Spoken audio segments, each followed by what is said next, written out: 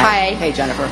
Are you concerned that this weekend's attacks or potential incidents in the coming weeks might be an attempt by ISIS or ISIS sympathizers or really any other group, maybe the Russians, to influence the presidential race in some way and presumably try to drive votes to Donald Trump, who is, as you've said before, widely seen as perhaps being somebody who they would be more willing to or see as an easier person to be against?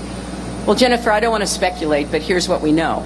And I think it's important for voters to hear this and weigh it in making their choice in November.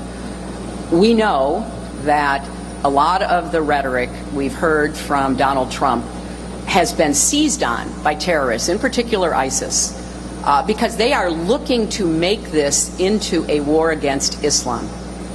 Rather than a war against jihadists, violent terrorists, people who number in the maybe tens of thousands, not the tens of millions, they want to use that to recruit more fighters to their cause by turning it into a religious conflict.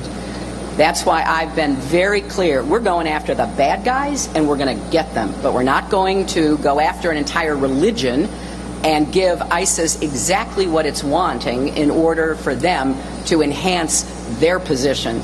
Secondly, we know that Donald Trump's comments have been used online for recruitment of terrorists. We've heard that from former CIA Director Michael Hayden, who made it a very clear point when he said Donald Trump is being used as a recruiting sergeant for the terrorists.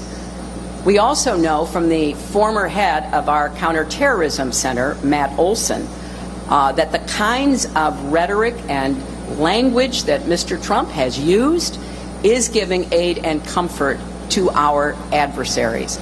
Now look, as I said in my remarks, I'm the only candidate in this race who's been part of the hard decisions to take terrorists off the battlefield. What does that mean?